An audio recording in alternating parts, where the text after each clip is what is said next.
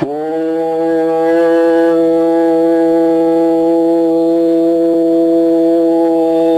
ஈஸ்வரா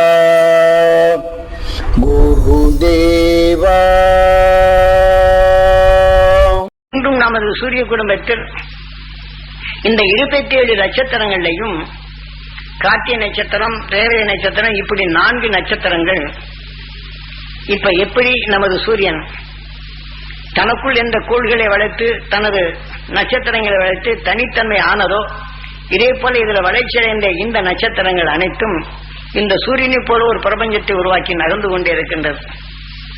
இப்ப நம்ம குடும்பத்தில் பெரியவங்க வளர்ந்தோம்னா, ஒவ்வொரு குடும்பம் கல்யாணம் பண்ணி போயிடுச்சுன்னா அப்பா பாடு தாத்தா பாட்டி எல்லாம் இங்க காணாம போயிடுறாங்க. கொள்ளு பேரங்க போன நம்ம பாட்டு நம்ம பாக்குறோம், உயிரோடு இருந்தாலும் கவனிக்கிறது இல்லை. இதே மாதிரி இந்த உணர்வின் அணுக்கள் அந்த பிரபஞ்சத்தை உருவாக்கிவிட்டால் இந்த சூரியனை கவனிப்பதில் அது வளர்ச்சி, அது தன் வளர்ச்சியிலே பெருக ஆரம்பித்து விடுகின்றது. இப்ப இந்த 27 நட்சத்திரங்களும் இது சூரியனாக மாறும்போது, ஏற்கனவே இந்த சூரியன் அதுக்கு உணவு கிடைக்கல என்றால் அழியுது.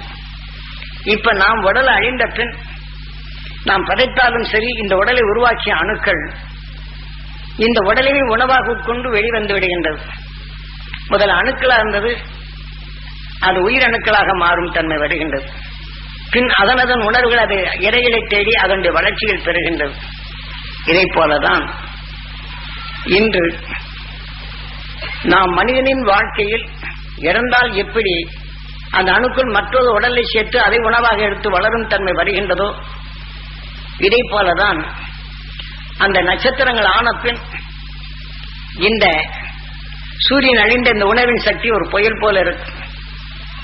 அதிலே ஏதாவது ஒரு கோளோ மற்றதோ பாறையான நிலையில் அது சிக்கினால் மீண்டும் ஆவியாக மாற்றி அது தனது நிலைகள் பரப்பும். அப்ப இந்த பிரபஞ்சங்கள் ஒவ்வொன்றும் தனது ஈர்ப்பு வட்டத்தை வளர்த்து, இதே போல நட்சத்திரங்கள் அதுக்கு வந்து அந்தந்த பிரபஞ்சத்திற்கு அது உணவாக ஊட்டுகின்றது என்பதனை நான் பார்த்துதான் சொல்றேன். என் குருநாதர் அவர் பார்த்த உண்மைகள், அகண்ட அண்டத்தை உன்னால் நுகர முடியும், பார்க்க முடியும் என்று நீங்களும் பார்க்க முடியும்.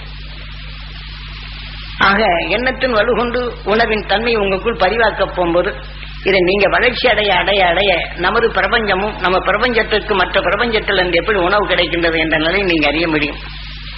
இப்ப நான் கல்வி அறிவில்லாதவன் இத்தனை பேசுறேன்னா, படிச்சவங்க இதெல்லாம் ரெக்கார்ட் பண்ணி குறிச்சு வச்சுட்டு நிச்சயம் எடுக்கலாம். நான் குறிக்க வைக்கிறது கூட நேரம் இல்லை, மனதில் பதிய வச்சதான் உங்ககிட்ட சொல்றேன். 2வது நீங்க சொன்னதை திருப்பி சொல்லணும் அப்படின்னு சொன்னா வாழ்க்கையில வருது எனக்கு நினைவில்லை.